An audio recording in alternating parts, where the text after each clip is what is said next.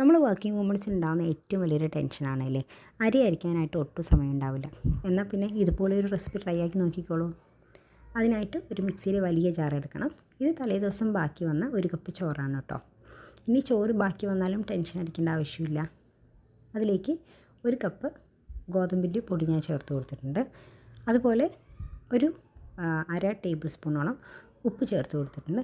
ഇതിനി ജാർ നന്നായിട്ട് അടച്ചിട്ട് മിക്സിയുടെ പൾസ് മോഡിലിട്ടിട്ടാണ് ഒന്ന് അടിച്ചെടുക്കേണ്ടത് കേട്ടോ. ഒരിക്കലും അരച്ചെടുക്കരുത്, പൾസ് മോഡിലിട്ടിട്ട് ഒന്ന് അടിച്ചെടുക്കണം.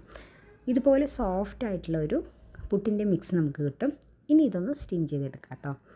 സ്റ്റീം ചെയ്യാനായിട്ട് ഞാനൊരു പരന്നൊരു ട്രേ ആണ് എടുത്തിട്ടുള്ളത്. നിങ്ങൾക്ക് വേണമെങ്കിൽ പുട്ടുകുറ്റിയിൽ സ്റ്റീം ചെയ്യാം.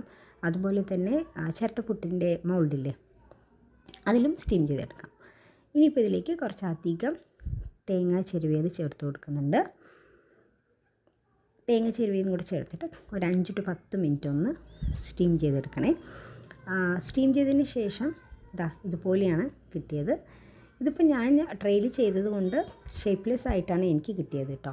പക്ഷേ ടേസ്റ്റിൻ്റെ കാര്യത്തിലും സോഫ്റ്റ്നെസ്സിൻ്റെ കാര്യത്തിലും നോ കോംപ്രമൈസ്. സൂപ്പർ ടേസ്റ്റായിരുന്നു. അതുപോലെ തന്നെ നല്ല സോഫ്റ്റ് ആയിട്ടുള്ള ഗോതമ്പ് പുട്ടാണ് കേട്ടോ കിട്ടിയിട്ടുണ്ടായിരുന്നത്. ഇതിൽ നമ്മൾ ചോറ് ചേർത്തിട്ട് മിക്സ് ചെയ്യുന്നത് കൊണ്ട് തന്നെ ഈവനിങ് ആയാലും ഈ പുട്ട് ഇതുപോലെ സോഫ്റ്റായിട്ട് തന്നെയാണ് ഉണ്ടായിരുന്നത്. അപ്പോൾ ഇനിയിപ്പോൾ മാവ് അരച്ചില്ല എന്നുള്ള ടെൻഷനൊന്നും വേണ്ട. തലേദിവസം ബാക്കിയുള്ള ചോറുണ്ടെങ്കിൽ ഇങ്ങനെ ഒരു ബ്രേക്ക്ഫാസ്റ്റ് റെസിപ്പി ഒന്ന് ട്രൈ ആക്കി നോക്കിക്കോളൂ കേട്ടോ.